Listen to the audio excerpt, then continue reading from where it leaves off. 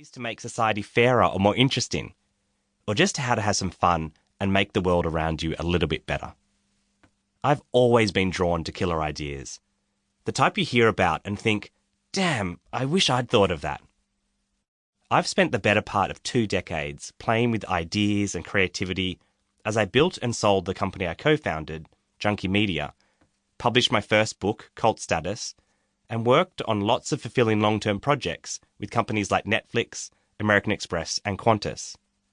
Alongside a graveyard of creative concepts that never went anywhere, I brought to life a lot of good ideas, some great ones, and fortunately, a few that have stood the harsh test of time. The first killer idea I accidentally created was an event series I started in my early 20s. Like most random thoughts that pop into our heads, it started out as just a decent, simple idea. I was bored with the usual venues for my fellow LGBT plus community to go out in my hometown of Sydney, so I sent an email to some friends asking them if they wanted to come with me to tag a traditionally straight venue by all turning up at the same time on the same night. I jokingly called the event Fag Tag without thinking too much about it. This easily understood idea spread quickly, and 100 or so attendees received a password that would get them a discount on the entry fee. It wasn't a revolutionary idea, but it worked. If I had left the idea alone and not changed it at all, it probably would have died out naturally after a few events. But instead, I kept refining the concept based on feedback, intuition, and, let's face it, a little bit of my own boredom. The initial idea was good, but people coming along to the event still had to pay to enter, and there were some unexpected tensions when large LGBT plus groups would turn up at a traditionally straight venue without any notice. So I set about refining the idea.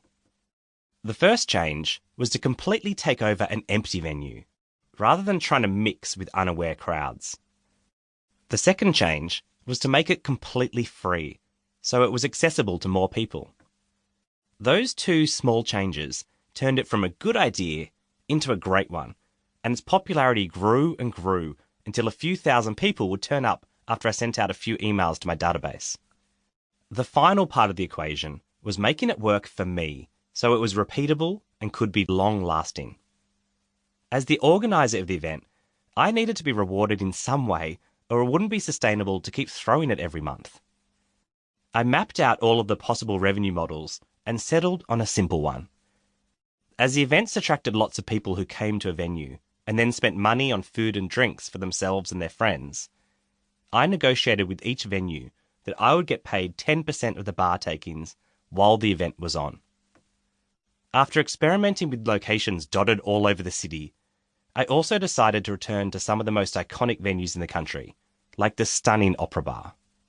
This is situated at the base of the Opera House and allows you to take a beer right down to the edge of Sydney Harbour and watch the world sail past.